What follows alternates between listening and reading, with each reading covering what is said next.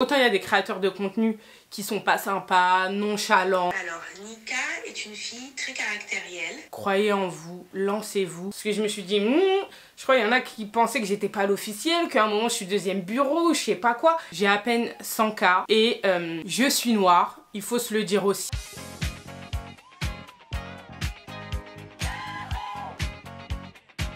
Hey, hello les gars, j'espère que vous allez bien. Aujourd'hui on se retrouve dans une nouvelle vidéo qui est une vidéo FAQ. Je vais répondre à vos questions sous une forme très originale. Je pense que vous l'avez jamais vu sur YouTube. Je vais faire un petit chat make-up. Du coup je vais me maquiller en même temps que je réponds à vos questions. C'est parti, let's go. Bon là les gars, j'ai déjà fait mes sourcils. Ça fait un moment que vous me demandez un tuto sourcils. Je suis encore en train d'expérimenter des petites techniques, mais ça arrive. C'est parti pour la première question et en même temps je vais appliquer mon fond de teint. Si vous voulez un tuto make-up routine, je l'ai déjà fait, vous n'êtes pas trop allé le regarder, mais c'est disponible, je vous le mettrai dans le petit i là, il y a tout. C'est un tuto très détaillé. Voilà.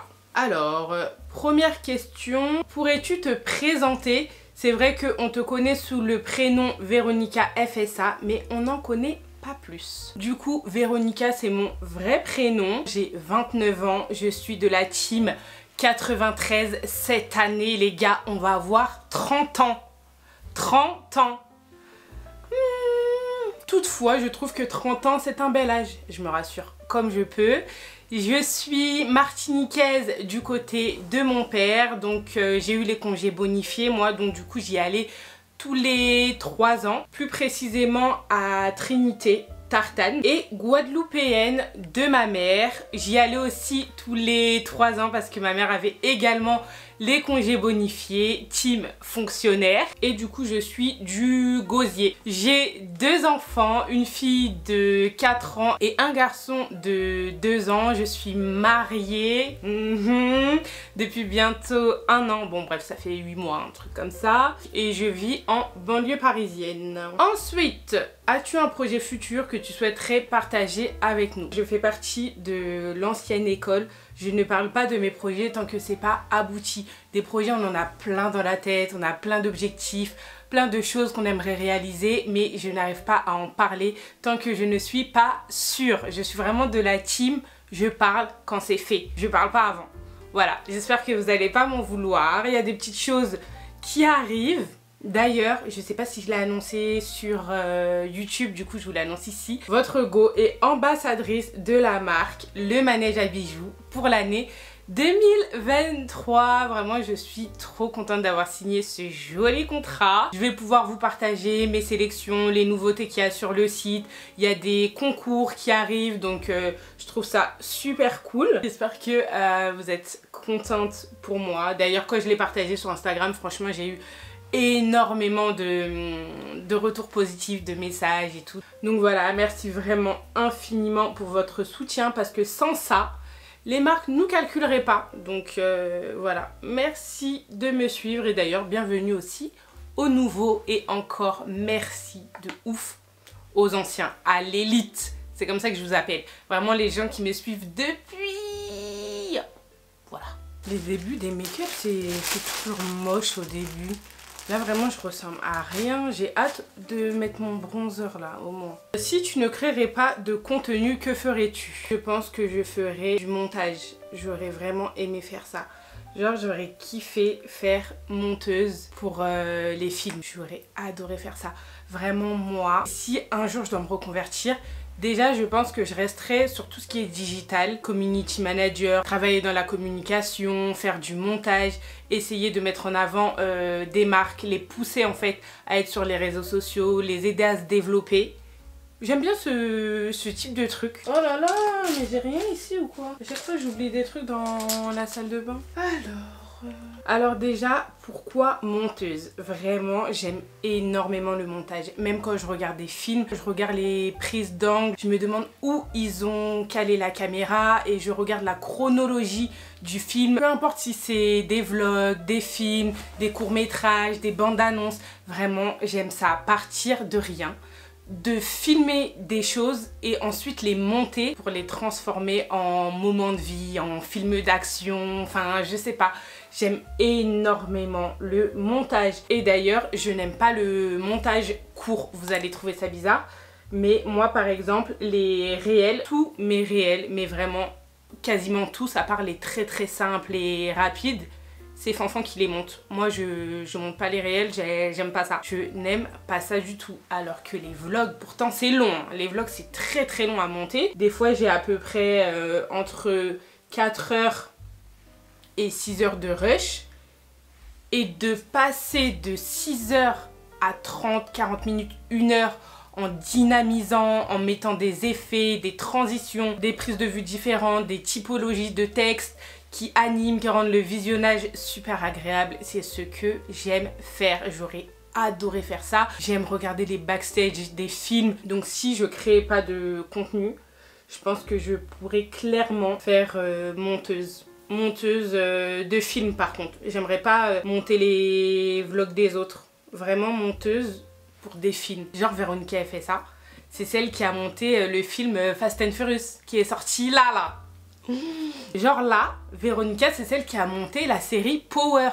Donc elle était dans les backstage, tout, elle a monté et tout. Ou sinon, j'aurais bien kiffé vidéaste. Vidéaste ou monteuse. Vraiment les métiers comme ça là. Oh, j'aime trop les backstage, filmer, tenir la caméra et tout, j'aime bien.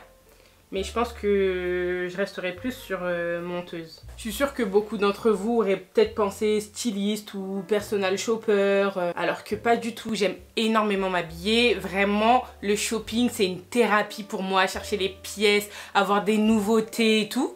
J'aime tellement ça que j'en ai fait mon métier. Mais le montage là, ça se trouve un jour, ça va finir comme ça. Hein. Se maquiller en même temps, c'est pas si facile que ça en fait. Hein. Je vais retirer le surplus et je suis à vous. Si tu devais collaborer avec la marque de tes rêves, ça serait laquelle? J'ai pas forcément de marque goal, mais j'aurais vraiment aimé une marque dans laquelle je suis une grande consommatrice. Zara par exemple. Mais j'aurais kiffé Levi's. Bon, j'ai déjà travaillé avec eux, mais Levi's, New Balance, Nike mais je suis en train de faire un point. Et par exemple, Levi's, New Balance, c'est des marques avec qui j'ai déjà travaillé. Trop fière, j'ai déjà travaillé avec Courir, avec La Redoute, avec qui d'autre? Je sais plus avec qui encore. Avec Primark, avec de belles marques et ça fait grave plaisir. Mais moi j'aurais vraiment adoré une marque qui me dénature pas, dans laquelle je suis vraiment une grosse consommatrice. Et franchement c'est exactement ce que j'aurais voulu. Une marque où vraiment qui me laisse libre dans ma création de contenu ou qui utilise mon image mais sans me dénaturer, qui aiment vraiment mon profil. Moi j'aurais bien aimé Levi's par exemple parce que ils ont des jeans Mom, les 501. C'est vraiment la base. Moi, je prends les dupes de chez Zara, du coup, les jeans Mom, mais les meilleurs, vraiment les meilleurs jeans où tu sais que tu mets peut-être 120 € dedans et t'es tranquille, c'est les jeans Levi's, vraiment les 501. Pour le coup, je suis même pas forcément attirée par les marques de luxe. Bien sûr, je dirais pas non. Moi-même, j'ai pas les moyens de m'en acheter, donc bon. Zara aussi, j'aurais aimé de fou. Zara, j'aurais vraiment trop kiffé. Ils prennent tout mon argent, tout mon sang, toutes mes économies, tout. J'aurais trop aimé. En plus, je sais que vous aimez bien la plupart du temps les outfits que je fais. Et tout vient de chez Zara. Moi, je suis la pigeonne à Zara. Vraiment, je me demande pourquoi j'ai même pas d'action chez eux. Avec tout l'argent qu'ils me prennent, normalement, j'ai mon mot à dire. Après, j'aurais bien aimé aussi Another Stories, The Couples, Mage, vraiment des marques premium. En tout cas, je me le souhaite. J'espère qu'un jour, quand on collaborera peut-être avec ce type de marque, on reviendra sur cette vidéo et on se dira « Eh, Nika, elle les avait cités. Regardez, la Go, maintenant, elle travaille avec eux. » Et moi, ce qui me rend le plus fière, même là en fait, même là, à ce stade-là, c'est que j'ai commencé dans ma chambre.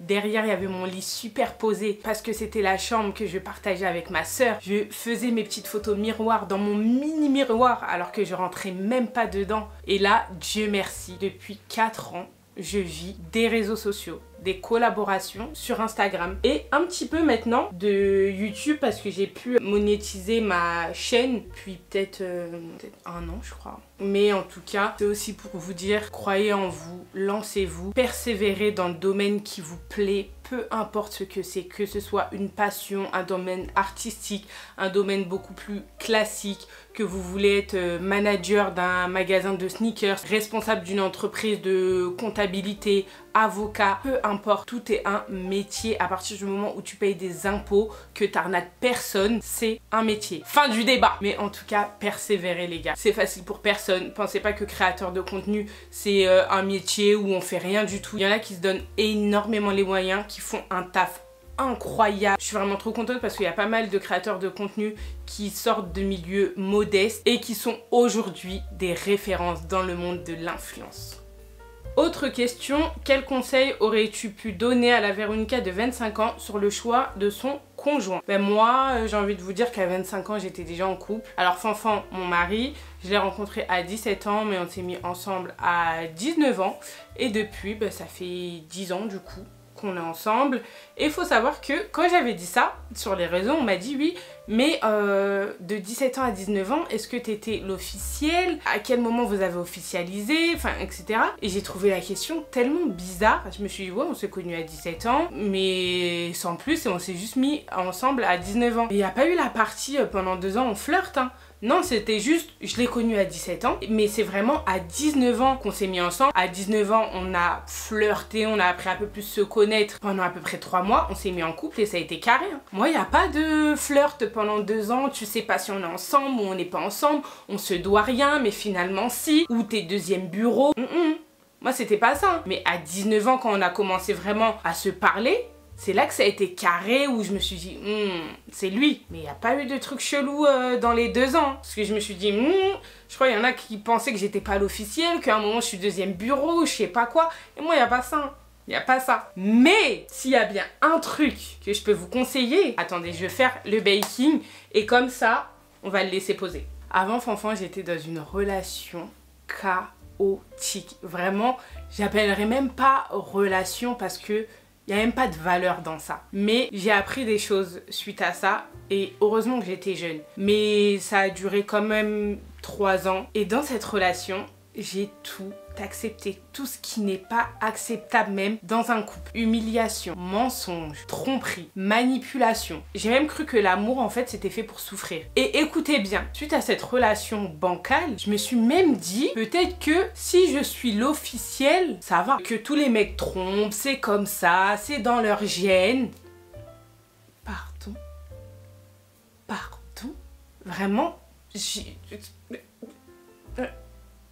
En fait, comment on peut en arriver là? Donc, grâce ou je sais pas à cette relation, ce truc dans lequel j'étais, parce que pour moi, je peux même plus appeler ça relation. Et Dieu merci, j'en suis sortie. Mais avant de vous mettre avec quelqu'un, ou attendez, petit flashback avant, en fait, cette relation, elle a duré tellement longtemps que je me suis dit que cette personne allait changer, que la relation va s'améliorer. Je me disais, ouais, mais bon, ça fait 3 ans que je suis avec lui, peut-être que ça va changer ou non, ça va pas changer. À partir du moment où le mec ne te respecte même pas un minimum et que toi tu lui voues du respect et t'essaies de le changer, il voit que t'es quelqu'un de bien et que en retour tu reçois que de la merde, faut même pas rester dans ça les gars.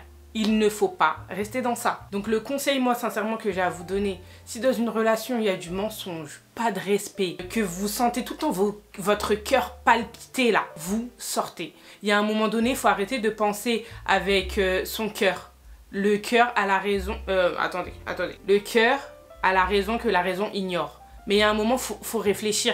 Faut penser à ce qu'on mérite. Si dans cette relation-là, tu sens que tu n'es pas épanoui, ciao.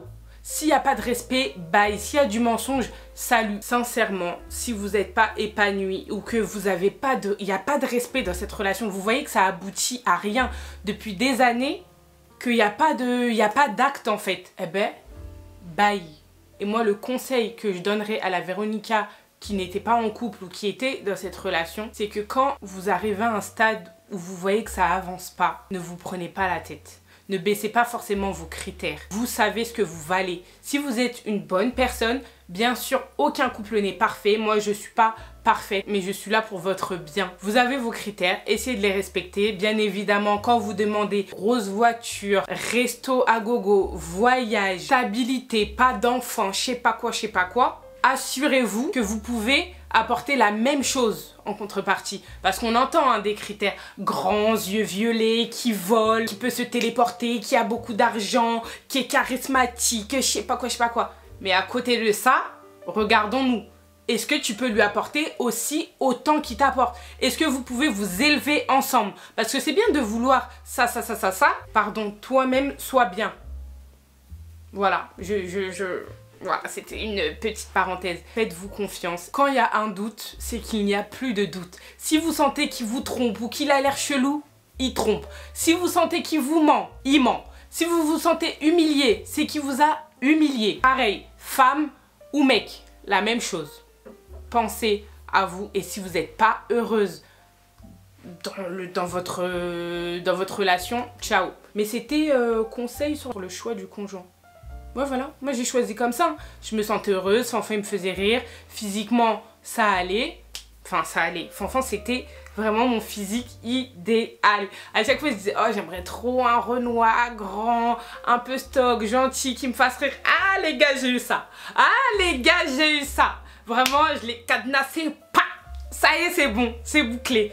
Bien évidemment, on est à l'abri de rien du tout. C'est pas moi qui va vous dire, il va jamais me tromper, je sais pas quoi. On ne sait pas de quoi est fait demain. Mais là, en tout cas, je suis heureuse, je me le souhaite. Et voilà. Quels sont tes liens avec le monde de l'influence, les autres influenceuses? Que penses-tu de ce milieu? Alors, je trouve qu'on diabolise beaucoup le monde de l'influence. Alors que sincèrement, le monde de l'influence, c'est pareil que le monde du travail. Il y a des gens que vous appréciez, il y a des gens que vous appréciez pas, il y a des gens que vous ne sentez pas trop, et le monde de l'influence c'est pareil. C'est juste que nous c'est médiatisé, on a l'impression que tout le monde est hypocrite, etc. Mais on est tous l'hypocrite de quelqu'un, le méchant de quelqu'un, et l'influence c'est pareil. Moi j'ai des influenceuses que j'aime énormément, et même ça se trouve il y en a certaines qui deviendront mes amies, vraiment. Autant il y a vraiment des filles qui sont pas sympas, des marques qui sont... Ah, autant il y a des créateurs de contenu qui sont pas sympas, nonchalants, ou juste qui sont juste pestes. Voilà. Et autant tu peux tomber sur des pépites, vraiment des pépites de super belles rencontres. Et ça vaut aussi pour les marques. Autant il y a des PR, les PR c'est ceux qui gèrent la marque. Tu sais même pas ils se prennent pour qui. Vraiment aucune humilité, enfin voilà. Tu sens qu'ils pètent vraiment plus haut que leur cul, tu sais même pas pourquoi, alors qu'au final on est dans le même bateau. Autant en tant que créatrice de contenu je peux sauter, autant toi-même en tant que PR tu peux sauter. T'es même pas créatrice de la marque mais ça snob, tu sais même pas pourquoi. Et vice versa, des fois il y a des marques vraiment qui sont bienveillantes, qui se sont vraiment renseignées sur ton profil avant de te démarcher, avant de collaborer avec toi. Et pareil pour l'influence. Voilà, moi je vous dis les termes, je parle avec vous vraiment de façon, mais oh là là, transparente, parce que vraiment on entend tout le monde y est hypocrite, tout le monde ci, tout le monde ça, c'est un monde de requins. Oui, mais pourquoi plus qu'un autre domaine? Dans les bureaux c'est pareil, dans l'administration c'est pareil, dans la vente c'est pareil, la restauration c'est pareil. Je trouve que c'est pareil partout. L'influence c'est juste parce que c'est médiatisé. Alors, comptes-tu passer en agence? C'est vrai qu'à un moment donné, j'avais vraiment l'envie d'intégrer une agence parce que je stagnais un peu dans tout. Après, votre go a fait un petit burn-out, j'avais disparu. Et quand tu disparais, des fois, la reprise, la remontée est assez difficile pour regagner en visibilité. Donc, je me suis dit, ben, pourquoi pas passer en agence tout en sachant que c'est moi qui gère vraiment tout. La création de contenu, les contrats, ma comptabilité. Et c'est pas toujours évident avec les 2 enfants. C'était chaud. Et c'est à ce moment-là que je me suis dit pourquoi pas passer en agence. Parce qu'en agence, ils t'aident vachement. Et côté opportunité, surtout à mon stade, parce que t'entends pas mal de filles qui te disent n'allez surtout pas en agence, ne signez pas en agence, patati patata. C'est super facile de dire ça quand t'es au million et que t'as toutes les marques qui sont à tes pieds. Moi, je suis une petite influenceuse, j'ai à peine 100K et je suis noire, il faut se le dire aussi, c'est un critère qui compte dans le monde de l'influence. Je ne fais pas énormément de copinage par-ci par-là, je vais pas à tous les événements et tout.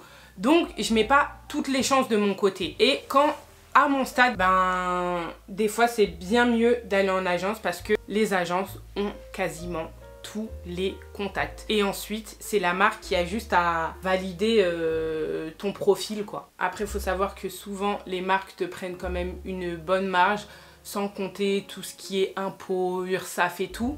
Et je trouve que des fois, tu te retrouves pas avec énormément. Donc à voir, c'est quelque chose mine de rien que j'ai encore en tête, mais pour le moment j'ai pas trouvé d'agence qui correspond à ce que je recherche. J'en ai trouvé une, deux je crois, qui m'ont même pas cala carrément. Mais bon, je me dis qu'est-ce que... Je peux pas forcer en fait, moi j'ai pas envie de forcer. Donc voilà, si ces agences-là me contactent et que je sens que le feeling passe, je vous tiendrai au courant. Dans tous les cas, je vous le dirai s'il y a des changements. On se retrouvera dans une FAQ Update Life et peut-être que je vous dirai que j'ai signé en agence. Mais ces derniers temps, ça repart pas mal et ça me permet de reprendre confiance en moi, en mon contenu. Et j'espère qu'on avancera de plus belle. Hein. C'est ce que je nous souhaite les gars. Parce que pour moi, je vous le dis toujours, on est ensemble les gars. Vous êtes mes go. Et j'en suis sûre qu'à chaque fois que j'upgrade, vous êtes là. Vous êtes derrière moi. Donc voilà, merci de me suivre. Et allez me suivre sur Instagram là. Véronica FSA, je vous le mets juste ici. Allez vous abonner. Merci. On m'a dit, pourrais-tu te décrire personnellement? Et ça tombe bien parce que je voulais tourner une vidéo avec mes copines où elles devaient vraiment me décrire. C'est vrai qu'à travers Instagram ou les vlogs, derrière une caméra, on ne sait pas toujours vraiment comment une personne est dans la vie. Donc quoi de mieux de demander à ma famille, mes amis, mes sœurs, comment je suis. Et ensuite, je vous dirai si je suis d'accord ou pas. Du coup, on va commencer par Stella. J'ai même pas de miroir, j'allais mettre mon blush là. Maman Stella, c'est ma gossure, c'est une sœur. Stella. En un audio, t'es quelqu'un qui est vrai, comme je l'ai dit tout à l'heure, t'es vrai, t'es sincère, tout est écrit sur ton visage, donc du coup en vrai, s'il y a quelque chose qui te plaît pas, on le voit tout de suite. On n'a pas besoin de te poser 20 000 questions. Quand on te racontait quelque chose, tu vas pas le raconter à tout le monde. Même si c'est quelqu'un qu'on connaît, qui t'a raconté quelque chose, tu vas pas l'expliquer, tu vas pas le raconter à tout le monde, tu vas pas raconter notre vie privée à tout le monde. Notre vie privée, elle reste secret avec toi. Ça, c'est ce que j'aime bien aussi. Que tu te moques pas des gens. Tu te moques pas des gens. Enfin, ce que je veux dire, c'est que quand il y a quelque chose qui nous arrive ou autre, tu te moques pas, t'es compatissante. De ce que j'aime pas, en vrai, force-toi, Nika. Nika, force-toi. Quand je te dis viens, on va la force-toi. Non, c'est bien et c'est pas bien en même temps parce que c'est bien parce que du coup je sais que tu te forces pas en fait, tu vois, t'es sincère et vas-y, moi quand je veux vraiment faire un truc, tu vas pas le faire. T'as des valeurs quoi, c'est ce que je suis et c'est ce que j'aime chez toi. Bon, j'avoue que Stella a la raison sur pas mal de trucs. Ah, j'ai plus de batterie. Bon les gars, entre temps j'ai mis mon fixateur et mon mascara parce que se maquiller en même temps c'est beaucoup trop dur. Et comme je sors après, j'avais pas envie de rater mon maquillage, donc on va faire les lèvres ensemble. Bref, pour rebondir à ce que Stella a dit, elle décrit la loyauté et pour moi c'est crucial. Je peux pas être amie avec des gens que je sens pas en fait.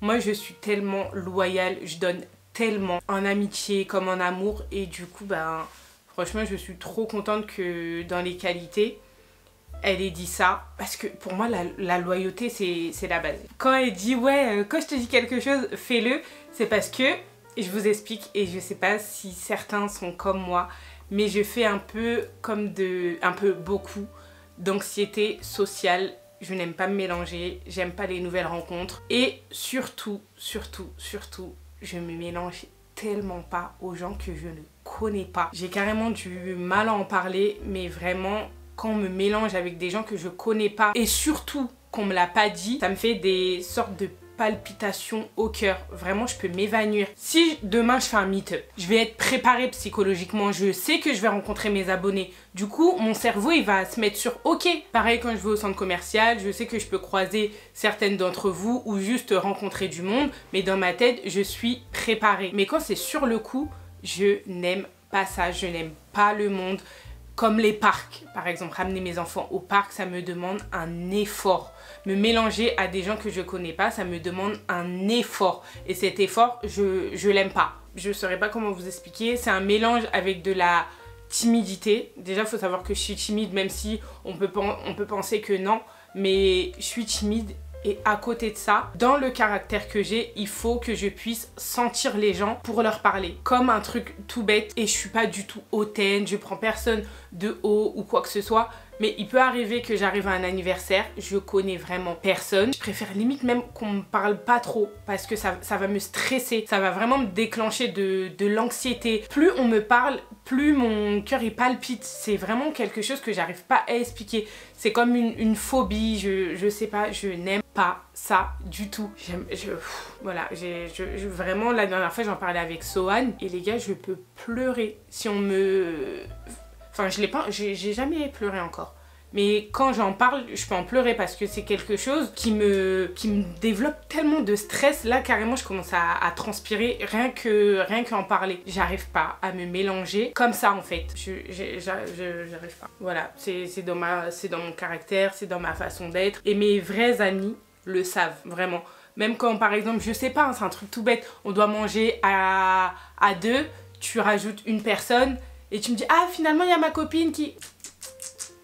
Ah non, je viens pas. Je saurais même pas comment vous expliquer, mais je préfère ne pas venir. Parce que ta copine, je ne l'ai pas encore vue. Si j'ai pas le temps de sentir la personne, faut pas me ramener des gens que je connais pas, vraiment.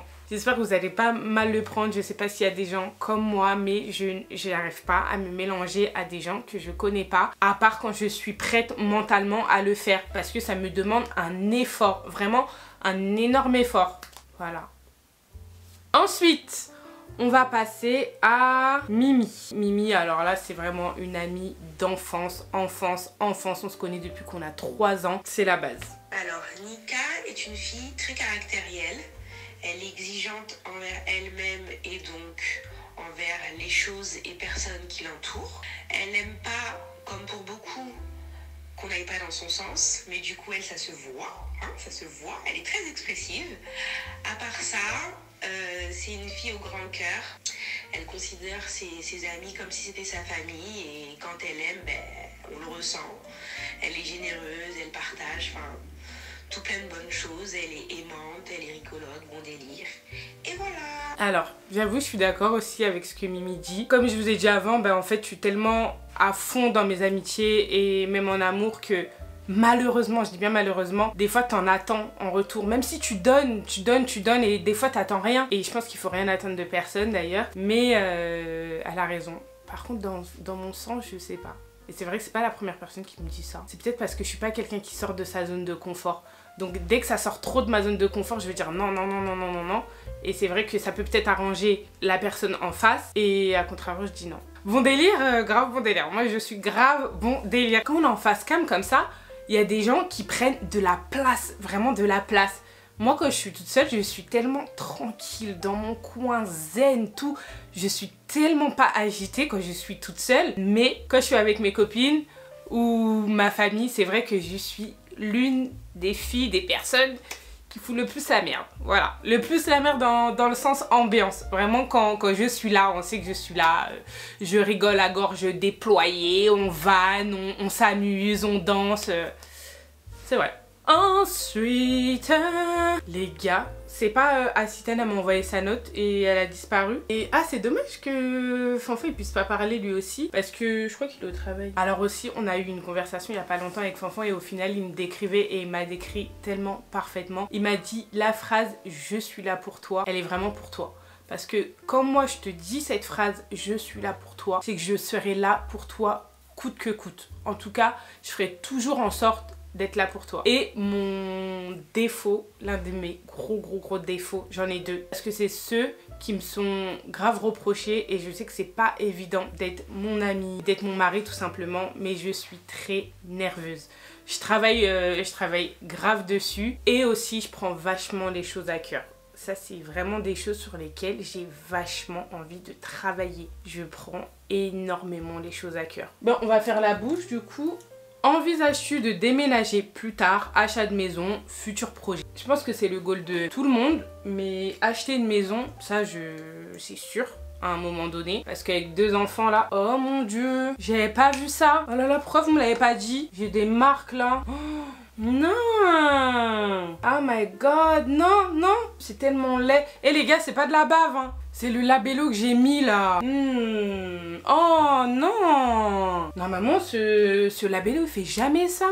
Mais je vous avoue que moi, en Gaule, j'aimerais trop avoir une maison carrée là. Oh là là là là là là. Et ces maisons là, elles sont incroyables. Et ça, c'est vraiment un goal pour moi, un grand jardin. Et déménager, je pense que j'aimerais grave déménager dans le sud. Ça, c'est vraiment un projet qui nous tient vachement à cœur avec Fanfan. On est de plus en plus sûr que si on déménage, c'est dans le sud. On va peut-être même plus déménager dans le sud, peut-être avant d'acheter. On est en train de se tâter parce que je pense que si on achète, on aura envie de vivre dans la maison qu'on achète. Donc si c'est en banlieue parisienne, je pense que ça va reculer le fait qu'on veuille vivre dans le sud.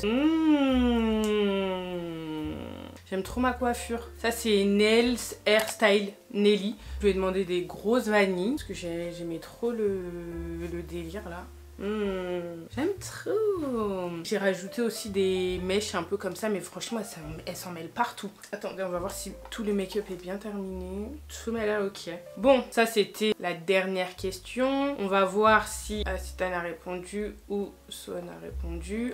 Tes qualités, Nika, t'as un grand cœur. T'as un grand cœur, mais bon, même si beaucoup de gens ne peuvent pas rentrer dedans, quand tu laisses la place... Tu laisses quelqu'un rentrer dans ton cœur, c'est vraiment à 100% et tu te donnes à 100% en amitié comme en amour. Et même si tu as un caractère très fort, très dur parfois, ton insociabilité, plus les années passent, plus tu embellis en plus de ça. Mais ton caractère ne change pas. Si tu t'as adouci un peu, mais tu restes quand même toujours insociable, tu n'aimes pas le monde. Si ça pouvait un peu changer, on irait au carnaval de Londres ensemble, quoi. Ah, Swan a répondu, du coup je pense qu'on va finir sur Swan. Comment je pourrais décrire Nika en quelques mots? Petite boule de nerfs électrique, timide aussi, malgré ce qu'on pourrait croire, très timide, fidèle en amitié, qui serait prête à faire pas mal de choses pour ses amis qui sont maintenant sa famille. Et puis voilà, hein. Très drôle que quand elle est avec moi, bien sûr. Et puis voilà. Bon, on va finir cette vidéo sur ces jolis mots. Swan, encore une fois, c'est une sœur, hein, vraiment, c'est... Et ça ressort beaucoup, ça aussi, hein. Je suis chiante aussi. Vraiment, je peux le dire. Vraiment, à mon mariage. Et dernière question. J'ai oublié... pourquoi je l'ai oublié? L'un des meilleurs moments de ta vie. Et je vais répondre mon mariage. Bien sûr, il y a tellement de choses, la naissance des enfants, plein de choses. Il y a vraiment plein de choses, mais et mon évolution aussi. Il faut savoir se féliciter. Enfin, c'est aussi des beaux moments de vie. Mais comme c'était récent, mon mariage, je me suis tellement amusée, les gars. Ce mariage-là était tellement rempli d'amour. J'ai jamais vu autant de gens pleurer de joie à mon mariage quand je suis rentrée. J'ai été tellement bien entourée, c'était ouf. On a tellement bien dansé, mangé, ri. Et lors des discours, il y avait beaucoup le Véronica chiante. Vraiment. Du coup, on arrive à la fin de cette vidéo. J'espère qu'elle vous a plu. Si c'est le cas, n'hésitez pas à liker, commenter, partager. Me suivre également sur Instagram, Véronica FSA. Vous abonner à la chaîne, ok? Et d'ailleurs, bienvenue aux nouveaux. Bonjour. Et voilà. Bisous. Bye.